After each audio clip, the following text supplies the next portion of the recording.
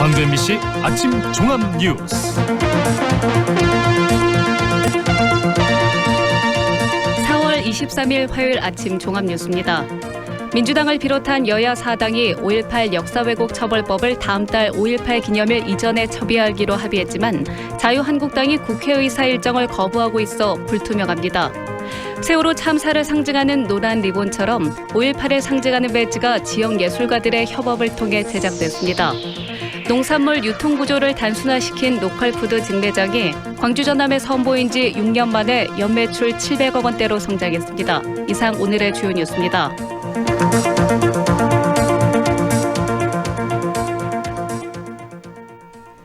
선거법 개정안을 패스트트랙에 넣기로 한 여야 4당이 5.18 역사 왜곡 처벌법도 다음 달 18일 이전에 처리하기로 합의했습니다. 하지만 자유한국당이 국회의사 일정을 거부하고 있어 처리될 수 있을지는 불투명합니다. 정용욱 기자입니다. 5.18 민주화운동 특별법 개정안은 장병환 민주평화당 원내대표입니다. 금년 5월 18일 이전에 처리한다. 자유한국당을 뺀 여야 4당이 선거제 개정안에 대한 패스트트랙 지정과 함께 합의한 내용입니다.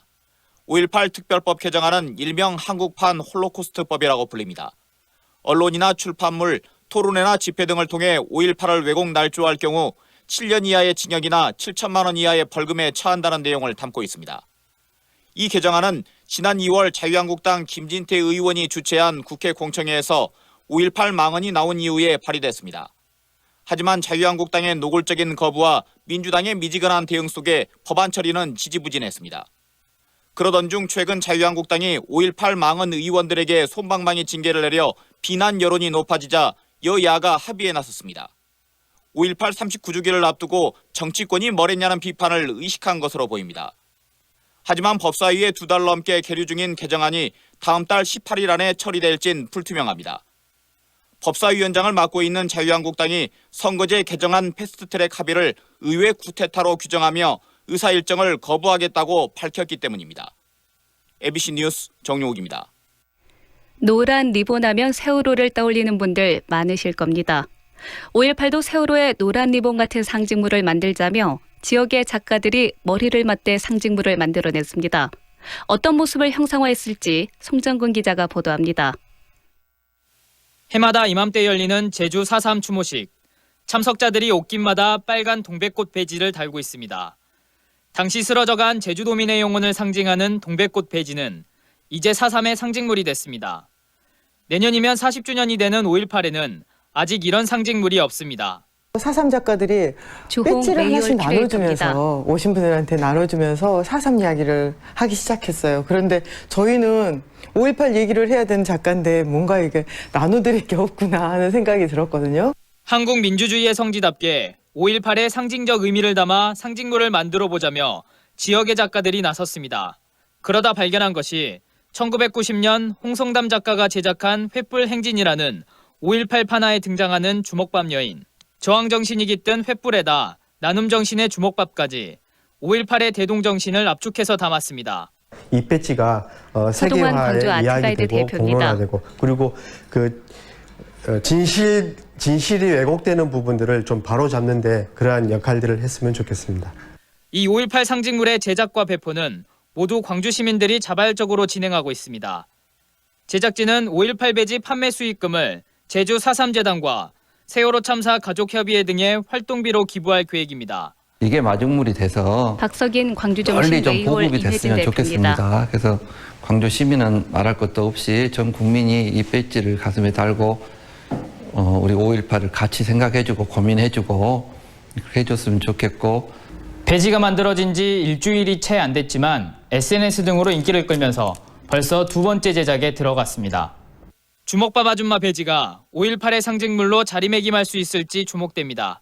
MBC 뉴스 송정근입니다. 고 김홍일 전 의원이 5.18 구묘역에 안장됩니다.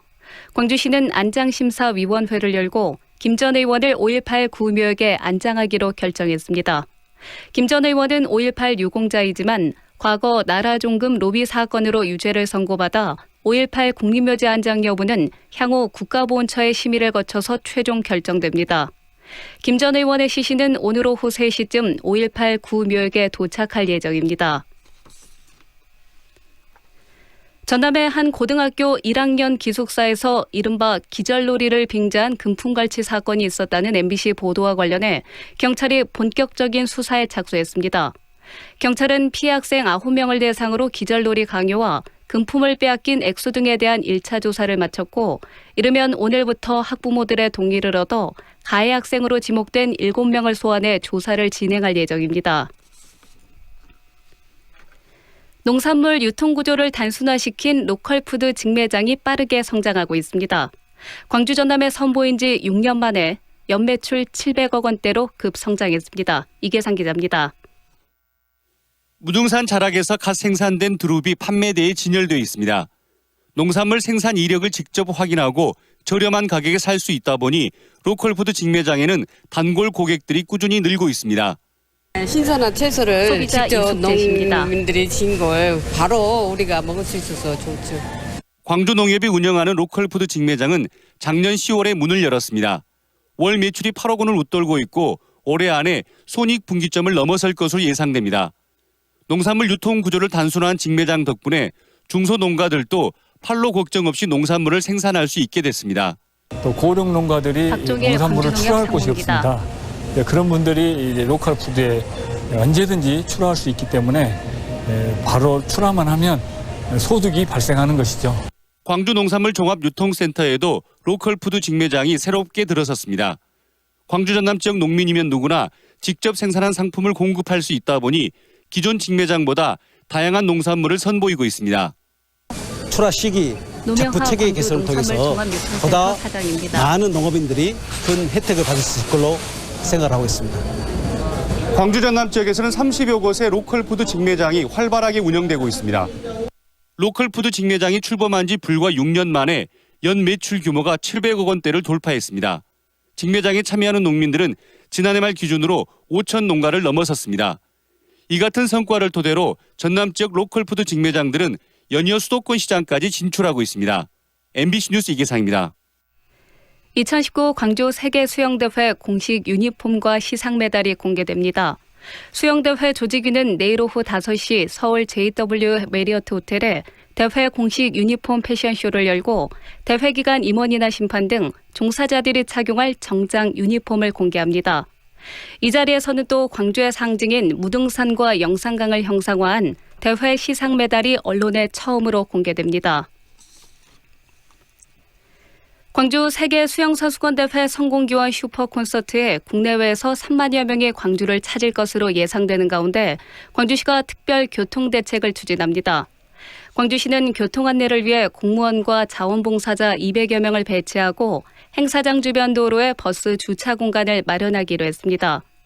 또 풍암 호수공원 주차장과 주변 초등학교 주차장에 승용차 주차 공간을 운영합니다.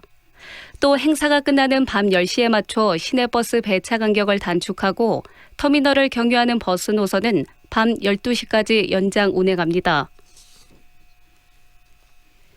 광주시와 인근 5개 시군이 광주권 국제관광도시 지정과 경제자유구역 지정 등의 힘을 모으기로 했습니다. 광주시는 나주, 담양, 장성 등 인접 5개 시군에 참여한 빛거울 생활권 행정협의회를 통해서 이같이 협력하기로 논의했습니다. 이 밖에도 광주 순환 고속도로 건설과 광주 화순관 광역철도 건설, 그리고 KTX 장성역 정차 추진 등 3대 분야 15건의 협력 과제를 점검했습니다. 광주지방 현재 기온은 17도입니다. 백수진입니다. 이상으로 뉴스를 마칩니다.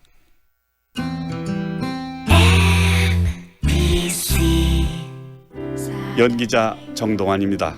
가끔 그 사람이 떠오를 때면 저도 모르게 하늘을 올려다봅니다. 누구나 그렇지요. 그리운 사람이 보고플 때면 을에 하늘을 올려다보게 되는 것. 사람이 곧 하늘이기 때문이죠. 사람을 하늘같이 섬깁니다. 스카이 장례식장.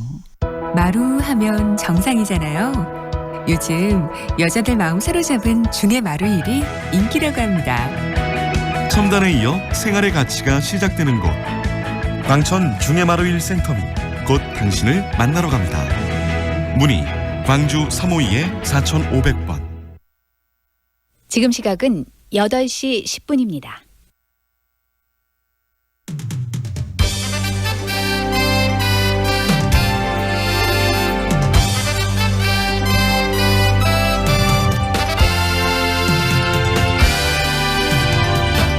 황동현의 시선집중. 시선집중 2부 시작합니다. 5.18 민주화운동과 관련한 망언으로 큰 사회적 물의를 일으켰던 소속 의원들에게 자유한국당이 경미한 징계를 내렸습니다. 5월 단체는 솜방망이 처벌이라고 강력하게 반발하고 있고요. 한국당 차원의 징계와는 또 다른 국회 차원의 윤리특별위원회에서만큼은 단호한 심판이 이루어져야 한다는 목소리를 높이고 있습니다. 5.18 기념재단 조진태 상임 이사 연결해서 관련 내용 들어보고요. 더불어서 현재 재단이 광주시의 행정사무감사를 향해 법적 근거를 제시하라라고 요구하면서 감사를 거부하고 있는 상황인데요. 이 부분도 이야기 나눠보겠습니다. 여야 사당이 수차례의 고비 끝에 선거제 개혁안과 또 고위공직자 비리수사처법, 일명 공수처법 등 개혁 법안을 함께 묶어 패스트트랙으로 처리하는 방안에 합의를 했습니다.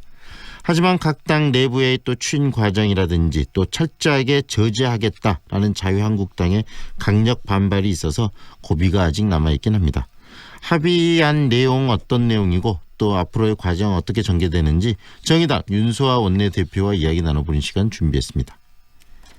지난해 3년 연속 감소하던 이혼 건수가 4년 만에 반등했다고 합니다. 그 이유는 바로 황혼 이혼이 늘었기 때문이라는 분석이 있는데요. 중년 부부들 사이에서 황혼 이혼이 급증하는 이유에 대해서 한번 정리를 해보겠습니다. 그리고 황혼 이혼이 사회에 또 미치는 영향은 무엇인지도 들어보겠습니다. 숭실사이버대학교 기독교 상담복지학과 이호선 교수와의 인터뷰 오늘 준비되어 있습니다. 황동현의 시선집중 계속됩니다. 우와, 통돼지 바비큐! 역시 우리 사장님이 최고! 즐거운 야유회, 체육대회 최고의 맛으로 즐거움을 더하다. 통돼지 바비큐 출장 서비스 쿠바하우스. 알뜰한 가격 통돼지 바비큐 출장 서비스 쿠바하우스. 062-351-7711. 좁은 국토를 효율적으로 활용하여 에너지 영토를 넓혀가는 기업이 있습니다. 탑솔라. 생명의 가치를 높이고 미래의 변화를 준비합니다. 하늘의 태양을 땅의 태양으로. 탑솔라. 피곤해. 오늘 술 약속했어요? 이거 농부가 짠 엉겅 퀴즈 꼭 챙겨가세요. 농부가 짠 엉겅 퀴즈? 술 마시기 전에 미리미리 아셨죠? 역시 당신뿐이야. 음주 전후에 장수식품 농부가 짠 엉겅 퀴즈. 과립과 차도 있어요. 검색창에 장수식품. 2년은 금방. 이사 걱정 없이 내 집 마련을 원한다면, 호수공원과 테라스 거리, 생활을 생각한다면, 16개 공공기관 이전 예정까지 미래 가치를 기대한다면 사랑으로 선택하세요. 광주 전남 혁신도시 사랑으로 부영. 061-337-8245 부영주택. 같은 웅천, 다른 세상. 웅천의 절대적 위에서 만나는 최고급 테라스 하우스 골드클래스 테라스 힐. 이제 웅천을 내려다보며 사십시오. 행복 위에 지은 집 여수웅천 골드클래스 테라스 힐. 4월 오픈 061-802-1600 골드디움.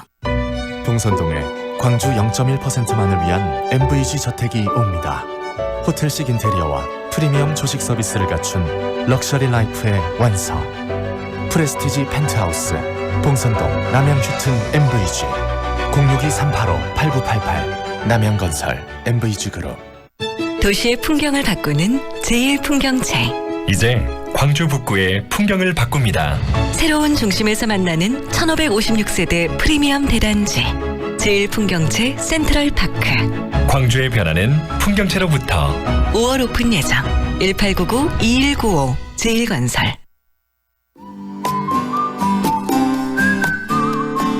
오늘 출근길은 미세먼지용 마스크와 우산을 함께 챙기시기 바랍니다.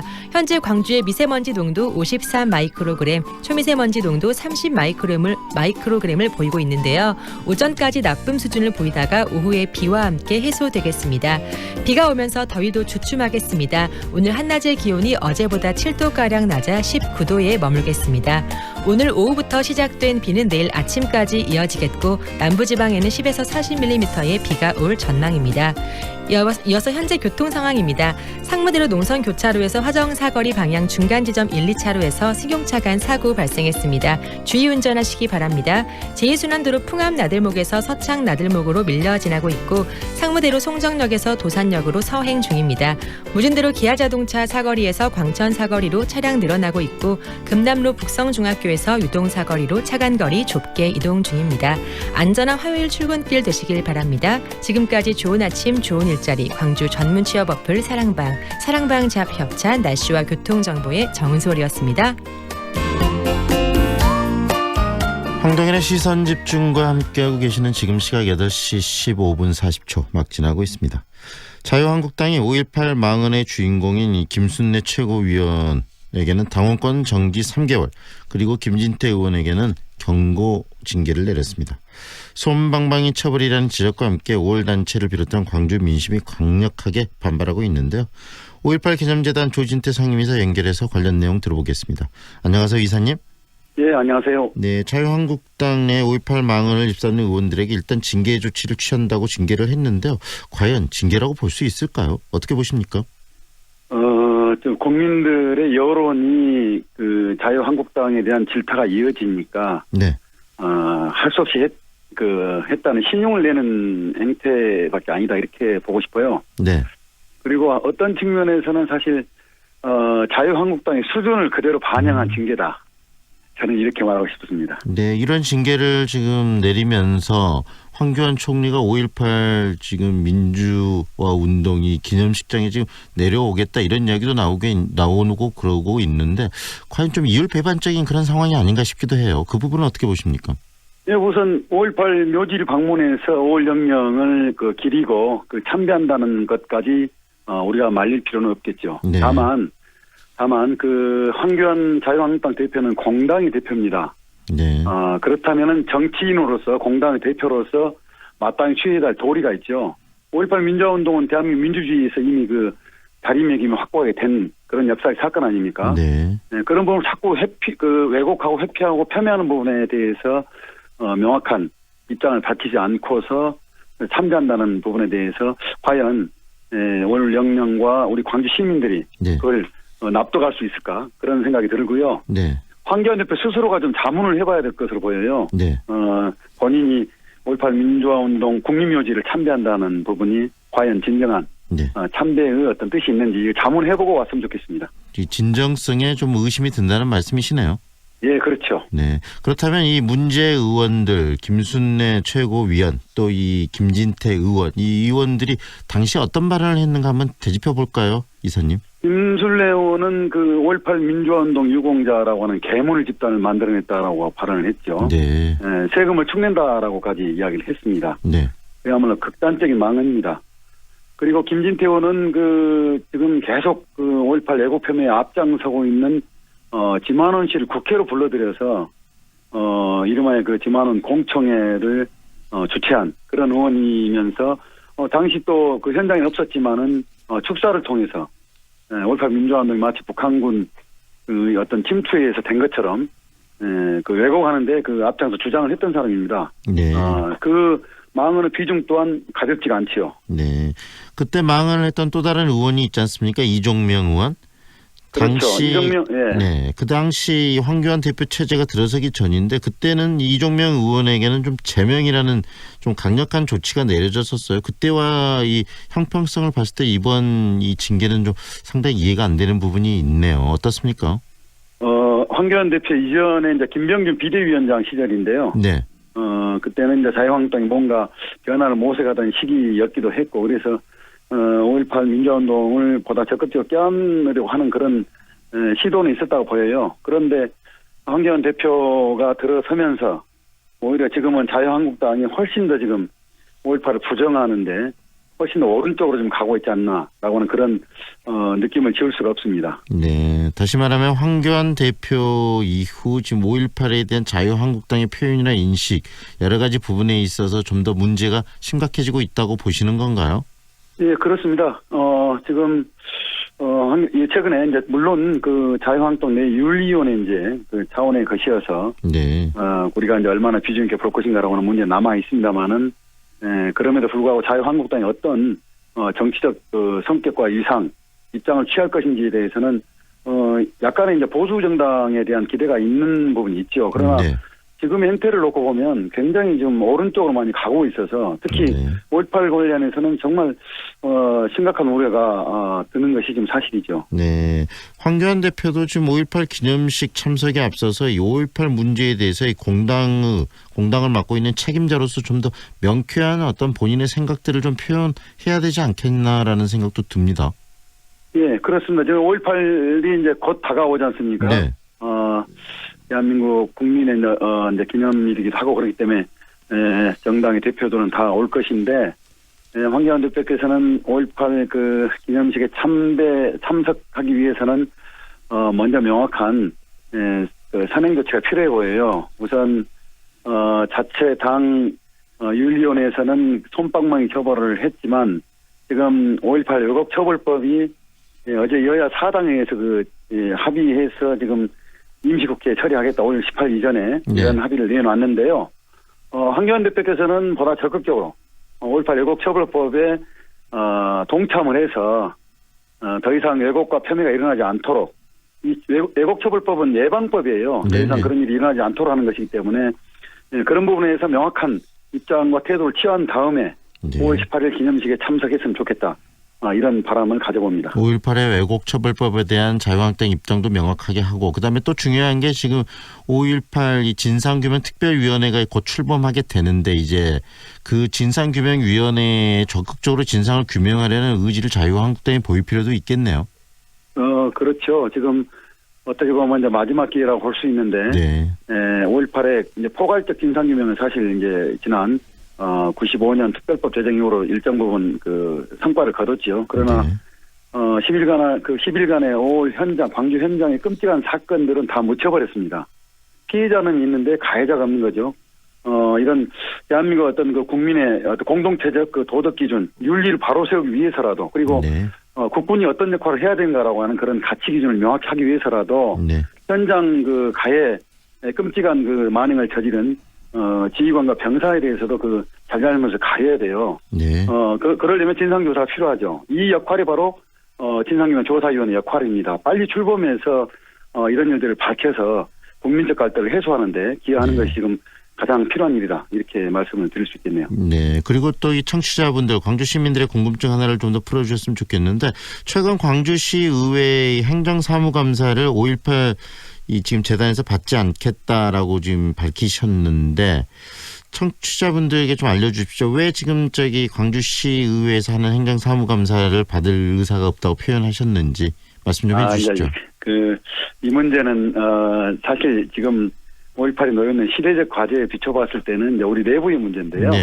5.18 기념재단이 이제 창립 25년이 되어가는데 그동안에 이제 그 국비를 받아서 사업을 기념사업 등 국제 사업을 진행해 왔고 자체 운영비는 이제 기금을 통해서 충당을 해왔어요. 매우 좀 열악했습니다. 일하는 사람들도 오래 있지 못하고 전문성 있는 사람들은 이제 쉽게 떠나버린 그런 이제 내부 한계가 좀 있었어요. 그런 부분들을 좀 보완하고 그 개선하지 않으면 지금 당면은 여러 문제를 푸는데 좀 여러 가지 어려움이 있겠다는 측면을 좀 제기하고자 한 것이에요. 그래서 그런 측면을 좀 고려해 주셨으면 좋겠고요.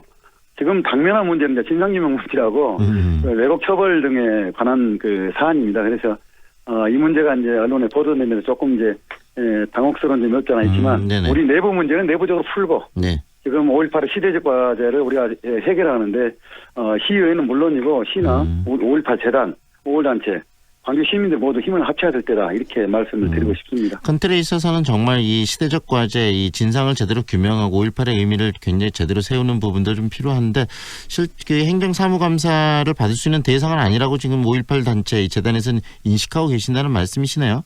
예, 우선 그 문제는 이제 별도로 따로 이제 따져볼 문제다 이렇게 말씀드리고 싶습니다. 지금 이제 39주기 정말 얼마 남지 않았는데 이번 39주기를 통해서 방금 우리 그 말씀하신 것처럼 우리 그 이사께서 말씀하신 것처럼 제대로 된 왜곡 처벌법도 통과가 좀 되고 그다음에 진상도 확실히 규명되는 그런 5.18 39주기가 됐으면 바람도 듭니다. 관련해서 여러 가지 준비도 하실 텐데요. 5.18 39주기 준비 어떻게 하고 계시는지도 소개해 주시죠. 5.18 올해 그 시대적 과제가 진상규명이고 왜곡 표명에 대한 처벌입니다. 이 실마리를 우리가 만들어 놓는 게 39주년의 큰 이제 방향이자 목표일 것 같고요. 아울러서 이 광주의 5.18이지만 광주만의 5.18이어서는 안 된다라고 하는 것. 이게 이제 역설적이게도 왜곡과 폄훼 때문에 이제 전 국민적 관심사로 이제 5.18이 부각이 된 셈이잖아요. 네. 그래서 타 지역의 많은 국민들이 광주로 와서 광주의 그 5.18의 어떤 진실을 직접 느끼고 그리고 깨달을 수 있는 또 다른 어떤 공감할 수 있는 그런 그 내용으로 행사를 준비해서 해야 된다고 보고 있고요. 그 준비를 착실하게 네. 행사위원회에서 진행하고 있습니다. 그래서 올해를 계기로 해서 내년이 40주년인데 네. 40주년 때는 이제 그야말로 대한민국 5.18이자 세계 속의 5.18로 거듭나는 네. 그런 어떤 계기를 만드는 것이 올해 39주년의 그 어떤 목표이자 방향이지 않을까 이렇게 판단을 해봅니다. 네, 오늘 말씀은 여기까지 듣겠습니다. 고맙습니다, 이사님. 예, 감사합니다. 지금까지 5.18 기념재단 조진태 상임이사와 함께했습니다.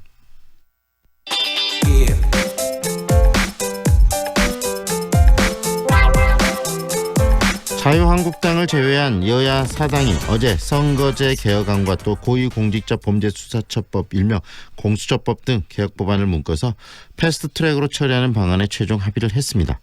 자유한국당이 나경원 대표는 철저하게 저지하겠다면서 또 강력하게 반발 의지를 표출을 했는데요. 현장의 목소리 직접 듣겠습니다. 정의당 윤소아 원내대표 연결합니다. 안녕하세요, 대표님. 네, 안녕하세요. 정의당의 윤소아입니다. 네, 자유한국당을 제외한 여야 4당 어제 만나서 패스트트랙 처리 방안에 최종 합의를 했습니다. 원내대표분들께서 합의 배경부터 정리를 해 주시죠. 네, 참 어렵게 합의안을 만들어냈는데요. 하지만 작년 12월에 손학규, 이정미 두 대표 단식 그리고 정동영 대표 농성이 진행되었을 때 연동형 비례대표제를 원칙으로 하는 선거법을 개정하자고 합의한 당사자들이 지금 모두 원내대표단이거든요. 네. 그동안 여러 번 우여곡절이 있긴 했지만 대국민 약속마저 내팽개친 자유한국당을 제외하고 어제 전격적인 합의에 이르게 된 것입니다. 그러면 패스트트랙에 지금 담는 법안들 선거법 개정안도 있고 또 이 공수처법도 있고 여러 가지가 있던데 정리를 한번 해주세요. 어떤 법안들을 담으셨는지요? 네, 먼저 선거제도 개정 관련한 내용은 지난 3월 17일 정개특위의 그 4당 간사들이 합의한 안을 바탕으로 신속처리 안건으로 지정을 할 거고요. 네.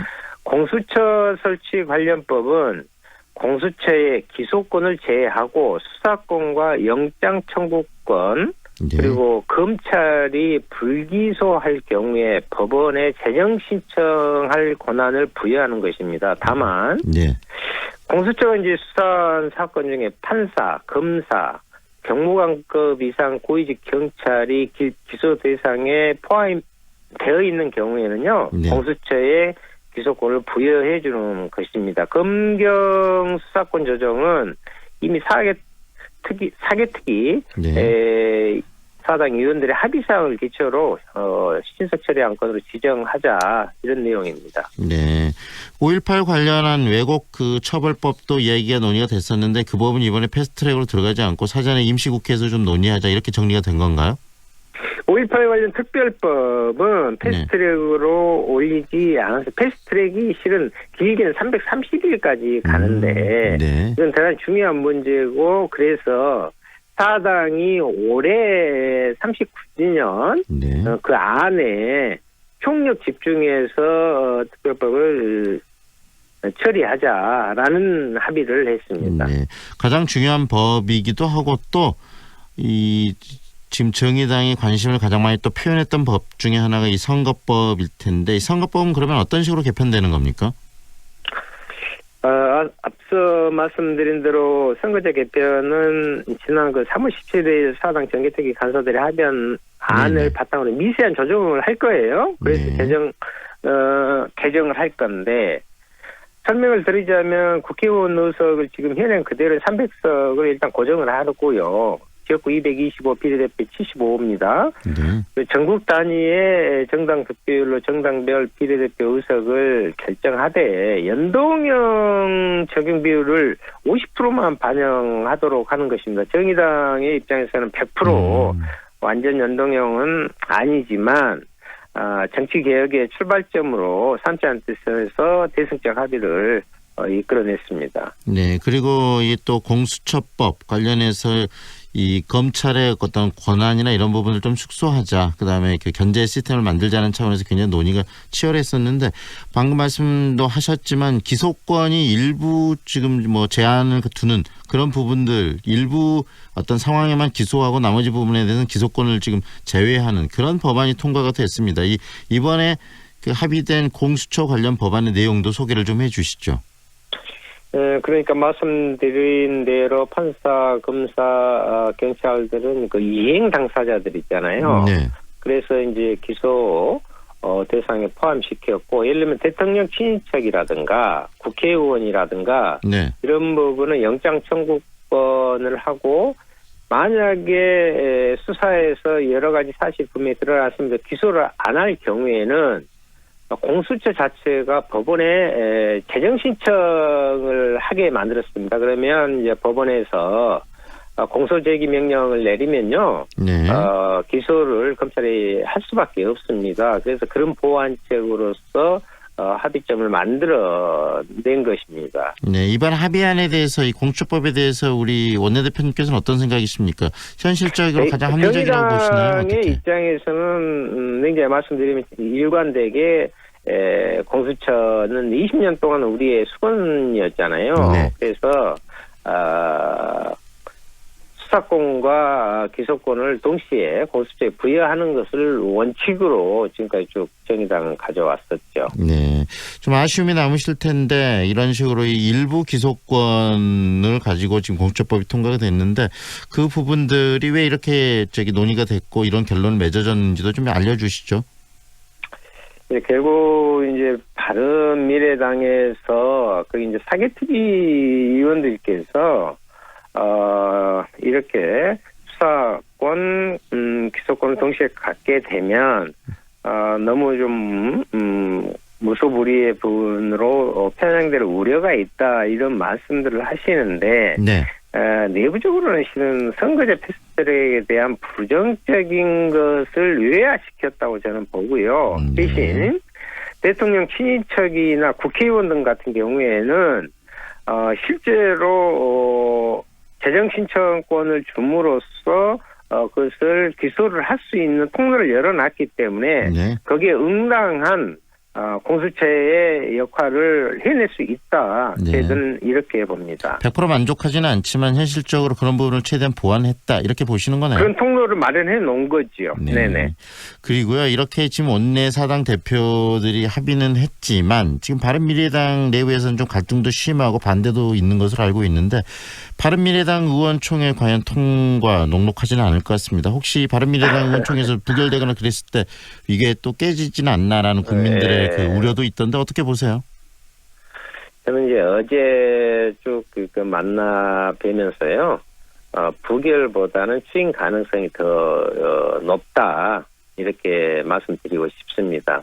선거제도 개혁과 공수처법 어떤 권력기관 개혁이 여기까지 올 수 있었던 가장 큰 힘 중 하나가 국민의 요구였다고 저는 보거든요. 네. 그리고 바른미래당 손학규 대표와 김관영 원내대표의 의지도 저는 높이 사고 싶고요. 네. 오늘 이제 10시 각 당 의총을 함께 하기로 했는데요. 합동은 아니지만 각 당별로 네.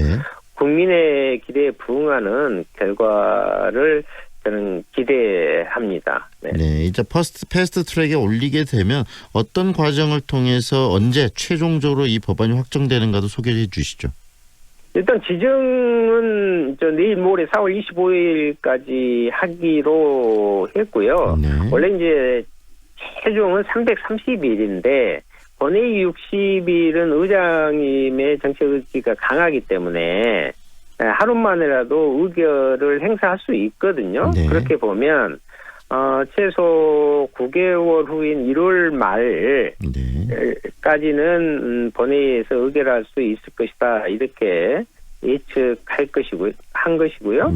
어제 합의문에서도 밝혔듯이 신속처리 안건 지정은 끝이 아닙니다. 그래서 지금 자유한국당이 극단적인 막말까지를 하면서 지금 20대 국회를 보이콧하고 한다고 하는데 그런 국민을 겁박하는 언행은 삼가하고 오히려 여야 합의 처리를 위해 끝까지 노력할 수 있는 테이블에 나와 주시라. 저는 그렇게 말씀드리고 싶습니다. 이렇게 지금 패스트 트랙으로 올린 이유는 자유한국당이 끝까지 반대하기 때문에 어쩔 수 없이 올라가는 거 아니겠습니까? 그렇습니다. 네. 그 전에라도 합의하게 된다면은 그 전에 처리될 수도 있는 건가요? 그렇습니다. 합의하게 되면 훨씬 더 당겨질 수도 있는 거죠. 이것은 이제 최악의 경우를 상정해 놓은 거죠. 그런데 일단 자유한국당은 철저하게 지금 저지하겠다라고 나경원 원내대표가 이야기하고 굉장히 전의를 불태우고 있는데 자유한국당의 이런 강력한 어떤 저지 의지 이런 부분들을 또 이 국회 내에서 어떻게 풀어야 된다고 생각하세요?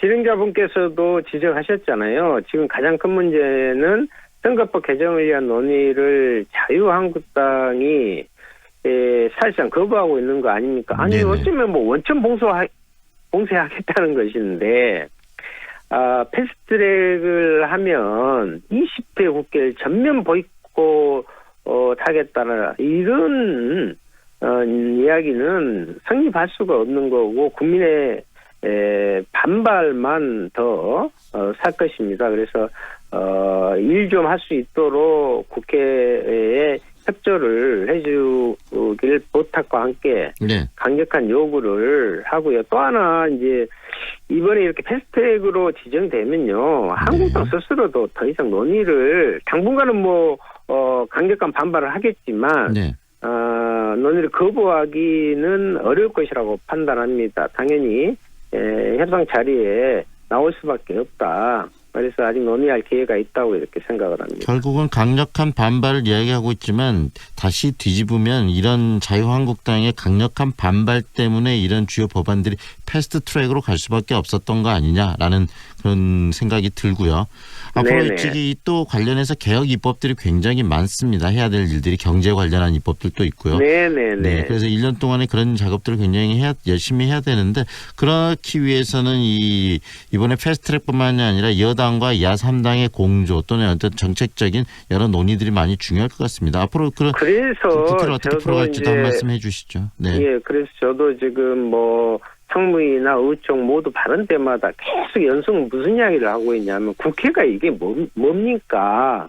제발 일 좀 하고 싶습니다. 일하는 국회를 만들어냅시다 하고 호소하고 또 촉구하고 있습니다. 이건 국민들한테 부끄러운 지금 모습입니다. 그래서 자유한국당도 이러한 국민들의 요구 또 정의당의 요구에 응당하게 좀 답을 해주시길 부탁드리고 생적한 민생 법안이나 이런 것들을 좀 처리할 수 있도록 협조를 하는 것이 자기 당을 위해서라도 나은 게 아닌가 이렇게 봅니다.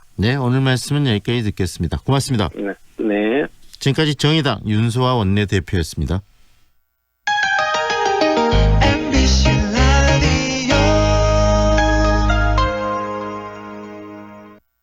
뭐해? 괜찮은 직업학교 찾고 있어. 아직 호남 직업 전문 학교를 몰라? 99년부터 13년 연속 우수훈련 기관. 우리 쪽 공동훈련 기관으로 재직자 향상 교육도 한대. 오, 역시 정보통인데. 하나 더. 지금 호남에선 국비교육생을 모집 중이래. 우와. 김대리, 고혈압 당뇨 검사 받았어? 부장님, 전 30대부터 혈압약 먹고 있어요. 그러면 광산구 고혈압 당뇨병 등록교육센터에 문의해봐. 등록하면 교육, 상담, 검사도 해주고 선물도 준다네. 문의 광주 952-8882 만 30대 이상 광산 구민의 하나입니다. 배우 한은정입니다. 생각보다 가까운 하늘, 그 하늘을 향해 대라수가 하늘을 걷는 다리를 놓습니다. 광주의 하늘을 당신에게 선물합니다. 하늘을 이어주는 아파트 봉선주월 대라수 어썸브리지 광주 383-7774 대라종합건설. 첨단의 중심 특권을 누리는 오피스텔 첨단 트레비엔 H시티.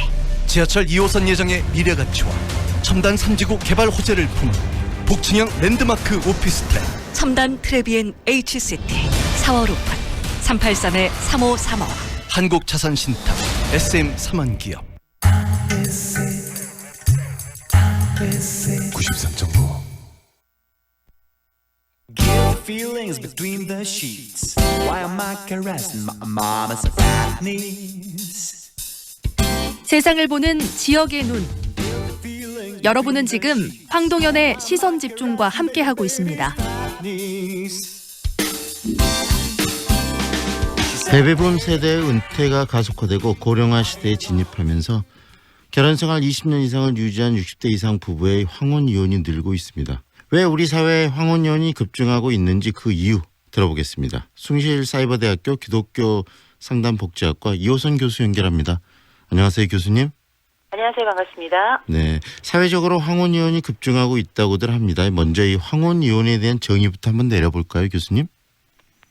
다들 알고 있는 이야기이긴 합니다만 황혼기에 하는 이혼, 그러니까 혼인기간이 20년 이상 된 부부들이 하는 법적 이혼, 우리가 이거를 아우러서 황혼이혼이다, 이렇게 보면 될 것 같습니다. 네, 지금 평생을 같이 살고 거의 60세가 넘어서 이혼을 한다는 이야기인데 최근 또 결혼이라는 개념도 확대되고 있는 것 같습니다. 이 결혼과 황혼 이혼의 차이점은 어떤 거죠?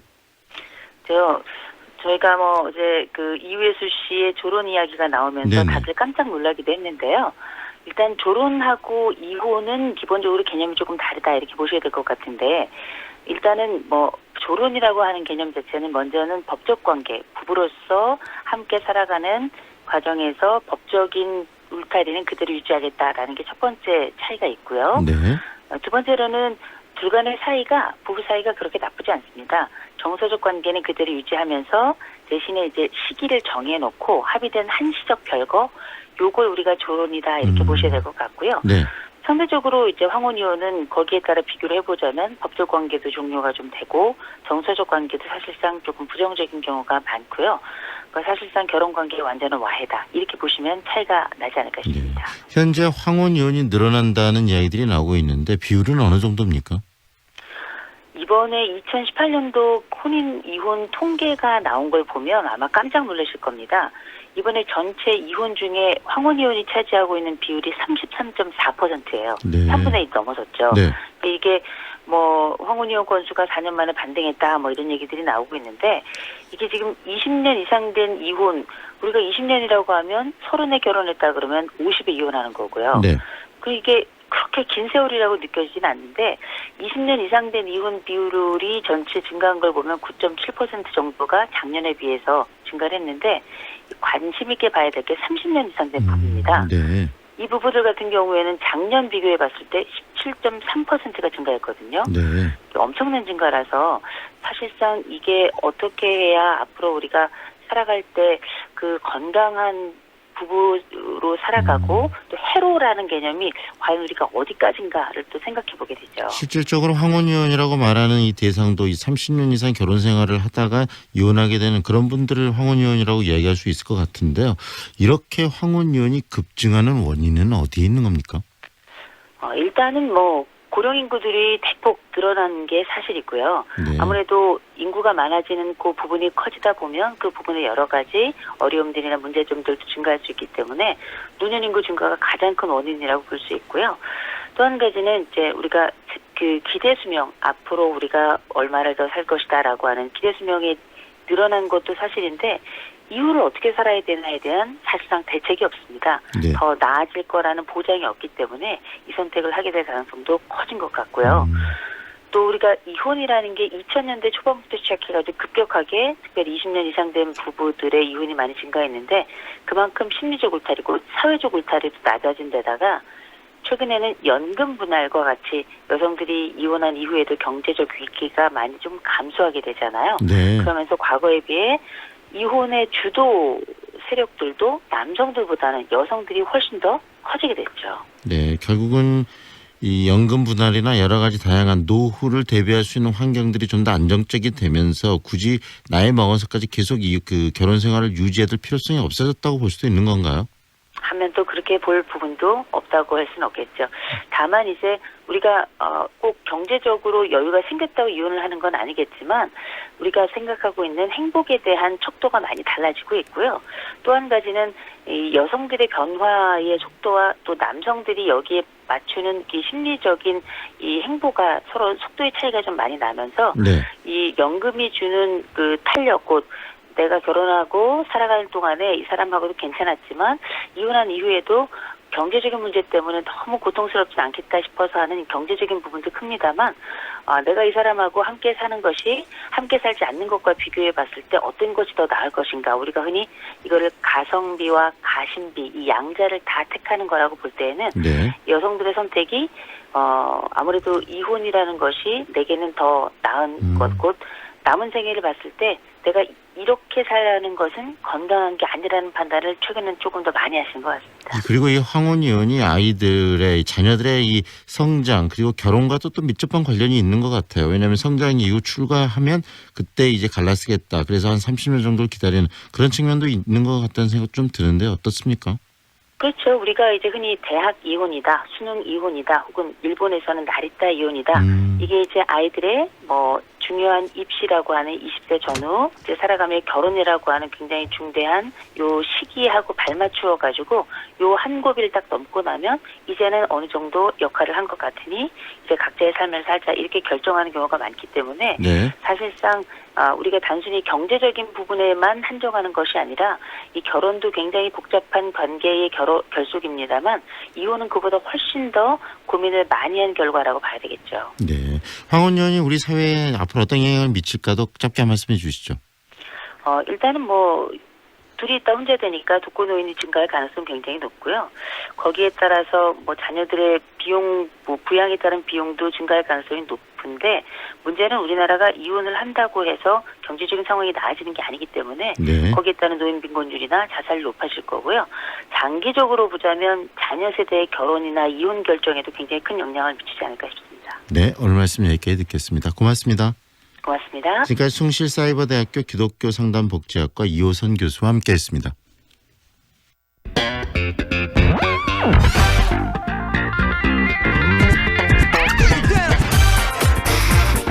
매일 이 시간 다양한 남도의 소식을 정리하고 있죠. 오늘은 전남 서부권 소식 정리합니다. 목포 시민신문 류용철 국장 연결하겠습니다. 안녕하세요, 국장님. 예, 안녕하세요. 1,860억이 넘는 이 빚더미 산단으로 현재 전락한 게 이 목포 대양 일반 산업단지인데요. 분양률을 끌어올리기 위해 여러 대책이 좀 강구돼야 한다라는 여론이 지역사회에서 일고 있다면서요? 네, 그렇습니다. 목포시 대양 산단의 미분양으로 1,865억 원의 빚더미를 안게 됐습니다. 네. 지난 3일까지 조성비용 3천억 원을 모두 상환해야 됐는데요. 공유분기 미분양으로 갚지 못했습니다. 네. 급기야 목포시는 지방채 800원을 발행해서 일단 급한 불은 끈 상태인데요. 네. 상황이 이렇게 다급해지면서 목포시 의회와 지역 정치권에서는 대양산단 분양률을 끌어올릴 수 있는 단기 대책을 수립을 촉구하고 나섰습니다. 네. 그러나 목포시는 이런 요구에 어떠한 대책도 세우지 않고 수수방관하고 있어 비난을 받고 있는데요. 네. 대양산단에 입주할 수 있는 업종을 확대해야 한다는 지적입니다. 네. 일반 산단에 입주할 수 없는 그 업종 중에요. 우리가 친근한 업종들이 많습니다. 환경을 제외한다는 업종이나 곡식, 서비스업, 드론 교육장, 식품 저장고 등이 이런 업종들인데요. 네. 이런 업종들이 일반 산단에 입주가 제한되면서 이와 관련 상공인들이 많은 애로점들을 호소하고 있습니다. 특히 그 자동차 관련 업종들인데요. 자동차 정비소, 부품 재활용센터, 튜닝센터, 자동차 대기 검사소 등 우리 생활과 밀접한 기구인 자동차 관련 업종이 수십 년 전 환경재해 업종으로 분류되면서 일반 산단에 그 입주를 못하고 있는 것입니다. 네. 이런 그 생활 밀착형 산업에 대한 입주 업종 제한을 해제해야 한다는 지적인데요. 네. 이와 함께 또 대형 필지에 대한 그 조성된 용지를 소필지화해 소상공인들의 요구에 맞게 분양을 할 필요가 있다는 것입니다. 네. 조선산업 경기가 침체되면서 공장을 신설하는 그 조선업 상공인들이 투자를 꺼렸던 그 이유이기도 한데요. 네. 도심에 있는 그 재활용 업종들도 대양 산단에 입주할 수 있도록 길을 열어줘야 한다는 지적이 일고 있는 것입니다. 네, 이 목포 대양 일반 산업단지 조성에 관련한 이야기를 들을 때마다 목포시 행정이 얼마나 좀 아니란가라는 것을 다시 한번 느끼게 되는데, 네, 그렇습니다. 대양 산단이 미분양이 될 수밖에 없는 상황, 이 상황에서 입주업종 제한을 좀 풀자, 이건 굉장히 좀 많이 요구할 수밖에 없는 상황일 것 같아요. 네, 그렇습니다. 입주를 제한하는 업종을 확대할 필요가 있다는 것이죠. 목포시와 지역 정치권이 입을 모으고 있는 것입니다. 입주 업종을 좀 확대하자면 이런 이야기들이 나온다는 이야기신 거죠? 네, 그렇습니다. 앞에서도 이야기했지만 자동차 관련 업종 대부분이 일반 산단 입주 제한 업종으로 묶여 있습니다. 네. 대표적인 것이 자동차 부품 재활용 센터이고 1급 정비사업소, 자동차 대기 검사소 같은 업종들인데요. 네. 실제 이런 업종들이 왜 일반 산업단지 입주 제한 업종인지 어리중절할 뿐입니다. 네. 자동차는 우리 생활과 밀접한 기구인데요. 부품 재활용 센터 경우 일반 용지에도 들어서서 운영되는 업종인데요. 그 산단에만 들어갈 수 없는 것입니다. 네. 부산시는 지난 2017년도에요. 문재인 대통령의 규제 샌들박스 해제 지침에 따라서 네. 부산 신항만 물류 일반 산단의 자동차 부품 센터 입주를 허가해 준 적이 있습니다. 네. 그래서 부산시는 규제계획 모범 사례로 평가를 받아서 네. 행정안전부 장관 사까지 받았는데요. 네. 입주업종 제한 해제를 펴고 있는 지역 정치권에서는 목포시는 왜 안 된다는 입장만 고수하고 있는지 이해할 수 없다는 것입니다. 환경오염 업종을 산단에 들어서면 민원 발생에 환경오염이 불보듯한다는 것이죠. 네. 목포시 내 자동차 부품 재활용 센터는 주택가에 자리를 잡아 주거 환경을 해치고 있습니다. 빚더미 산단은 환경오염에서 지키고 주택가는 환경오염에서 방치해도 된다는 말처럼 들려 네. 실수를 자아내고 있다는 것입니다. 들어보니까 좀 이해가 잘 안 되는 부분이고요. 결국은 이 업종 제한을 풀 수 있는 게 목포시가 풀어주면 되는 건가요? 네, 그렇습니다. 네, 목포시가 고시만 바꾸면 되는 겁니다. 그런데도 불구하고 천문학적인 그런 손해를 보고 있으면서 또 그것을 세금으로 메꾸고 있으면서도 또 이런 부분을 풀어주지 않는다라는 건 잘 이해가 안 되고, 상식적으로 보면 이 소필적으로 분양률을 높이면 되는 거 아니겠습니까? 네, 그렇습니다. 이 입주업종 해제 함께 소비자 전략도 주장하고 있는데요. 네. 목포시는 이 주장에도 묵묵부담을 하고 있습니다. 네. 이유는 단 한 가지입니다. 현재 대형 필지를 소필지 분할할 경우 예산이 15억이 소요된다는 겁니다. 네. 800억 세금은 이렇게 써도 되는 것이고, 일단 10억을 들여서 분양을 활성화시키면 그 세금도 절약할 수 있는데 그 10억 때문에 안 된다는 얘기를 한다는 겁니까? 그렇습니다. 네. 그렇다면 한 해 28억이나 되는 시민 열세를 미분양으로 3천억 대출 이자를 갖고 있는 것은 예산 낭비가 아니라는 것이죠. 네. 그럼 목포시에는 예산이 소요되더라도 당장 지역 영세 상공인들도 분양을 받을 수 있도록 솔빗자를 해야 한다는 것입니다. 네. 12억 원 예산을 들여 분양률을 끌어올릴 수 있다면 지불하지 않을 때는 은행 이자를 절약할 수 있다는 것이죠. 네. 목포시는 공무원들의 주장이 과연 합당한지 정말 이해가 가지 않는다는 것입니다. 네. 목포시의회가 대양산단 행정조사 특위를 구성해서 활동하면서 이런 주장을 내놓고 있지만 목포시는 아무런 대책을 강구하고 있지 않고 있다는 것입니다. 네. 이 목포시의회나 목포 정치권에서 입주업종 제한 해제를 좀 요구하는 이유가 분양을 좀 향상시키자는 것 이외에도 또 도심 재정비를 위해서도 필요하다라는 이야기도 나오고 있다면서요? 네, 그렇습니다. 대양산당 입주업종 제한은 품목을 해제한다는 주장하는 것과 함께요. 목포 도심 재정비에도 필요하다는 주장입니다. 목포시는 전국 지자체 중에서 가장 좁은 땅을 가지고 있는데요. 인구 밀도도 가장 높습니다. 그렇다 보니 목포 도심 주택가에는 공업시설에만 들어서야 할 시설물들이 들어서 주택 간격을 저해하고 있는 경우가 비일비재합니다. 네. 폐지 재활용 센터나 자동차 정비업소가 대표적인 것인데요. 네. 이들 업종을 한 곳에 모아서 지도, 감독, 유도하여 도심을 재정비할 필요가 있다는 것입니다. 네. 미분양으로 빚더미인 대양산단이 이런 업종에 기회를 줘야 한다는 것이죠. 네. 대양산단이 이런 업종이 집적화돼 관리될 경우 도시의 환경이 훨씬 나아질 수 있다는 것입니다. 그리고 미분양 대양산단의 분양률도 향상시키고 네. 시민 부담을 덜어주는 일석이조 효과를 거둘 수 있다는 것이죠. 네, 이 문재인 정부도 산단의 규제 샌들박스 해제를 통해서 또 경제 활성화를 추진하고 있고, 그런데 실질적으로 이 대양산단의 문제를 풀어야 될 주체인 목포시가 이 시민들 또 시의회의 이야기들을 이렇게 제대로 듣지 않으면서 도대체 세금만 낭비하고 있는 이 부분은 정말 이해가 잘 되지 않습니다. 오늘 말씀은 그렇습니다. 여기까지 들을게요. 고맙습니다. 네, 감사합니다. 지금까지 목포시민신문 류영철 국장과 함께했습니다. 배우 한은정입니다. 생각보다 가까운 하늘, 그 하늘을 향해 대라수가 하늘을 걷는 다리를 놓습니다. 광주의 하늘을 당신에게 선물합니다. 하늘을 이어주는 아파트, 봉선주월 대라수 어썸브릿지, 광주 383-7774, 대라종합건설. 프리미엄 SUV의 모든 기준 집 그랜드 체로키.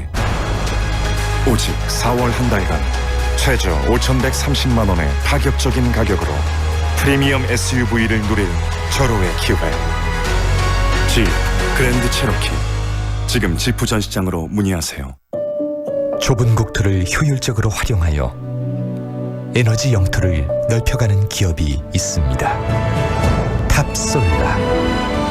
생명의 가치를 높이고 미래의 변화를 준비합니다. 하늘의 태양을 땅의 태양으로. 탑솔라. 내가 원하는 대로 설계하고 짓는 도심 속의 명품 전원주택 단지. 수안 썬밸리 에코타운. 수안의 인프라를 다 누리고 교육도 자연도 준비된 명품 전원주택 단지. 수안 썬밸리 에코타운. 4월 오픈. 1577-4941. 주식회사 유인 상동. 무등산 아이파크 이후 광주에 찾아오는 또 하나의 아이파크. 더 높아진 기대만큼 더 빛나는 가치로 광주 화정의 화려한 변화가 시작됩니다. 아이파크로 빛나는 광주의 화려한 변화. 광주 화정 아이파크. 5월 오픈 예정. 문의 062-351-7701. HDC 현대산업개발. 김성환 감독님, 요즘 건설 현장 떨어짐 사망 사고가 많이 발생하던데요? 높고 위험한 곳에서 일하기 때문이죠. 그럼 어떻게 예방해야 할까요? 작업 발판과 안전 난간, 사다리를 잘 설치하고 안전대를 제대로 걸었는지 꼭 확인해야 합니다. 안전모동 보호구 착용도 잊지 말고요. 네, 안전이 최우선이죠. 불량 발판, 불량 난간 아웃, 불량 사다리 아웃. 작업 발판, 안전 난간 세이브. 안전은 권리입니다. 광주지방고용노동청과 안전보건공단 광주지역본부가 함께합니다. 4월 23일 화요일 황동인의 시선집중이 준비한 내용은 여기까지입니다. 오늘도 함께해 주셔서 고맙습니다. 행복한 하루 보내십시오.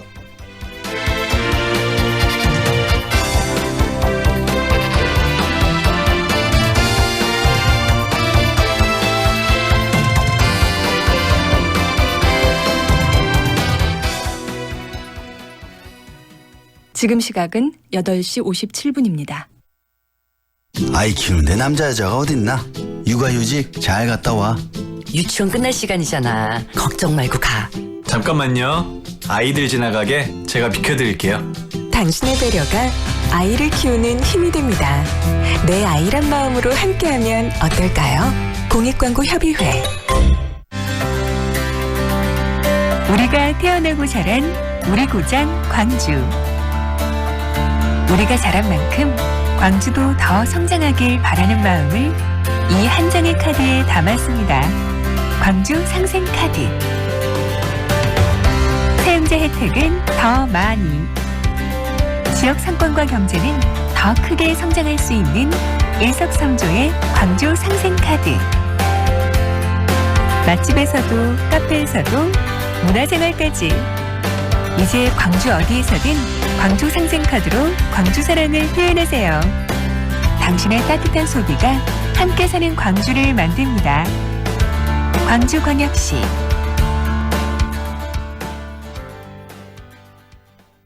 안녕하세요. 대한민국 국가대표 바텐더 최주원이라고 합니다. 바텐더는 사람들과 소통을 하고 그 한 잔을 내어주면서 그 사람의 마음을 쥐락펴락할 수 있는 좀 매력적인 직업입니다. 처음에는 손님으로 갔다가 우연찮게 시작한 직업이고요. 올해 딱 29, 10년 차입니다. 항상 웃고 뭔가 정말 이 직업이 좋아서 하는구나. 네, 현재는 세계 랭킹 이제 7위까지는 경험을 해봤는데 이제는 세계 1위를 목표로 열심히 나아가보는 중입니다. 6시간에서 7시간 정도씩 연습을 하고 있습니다. 높은 목표를 잡고 직접 실행에 옮길 것. 실행에 옮기는 사람이 결국 성공을 한다고 생각을 하고 있습니다.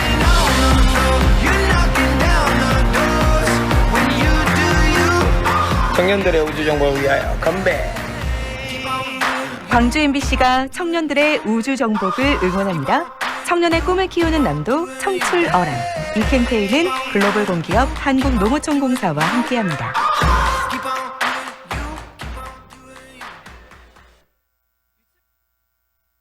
AM 819kHz, 표준 FM 93.9MHz, 광주 MBC 라디오입니다.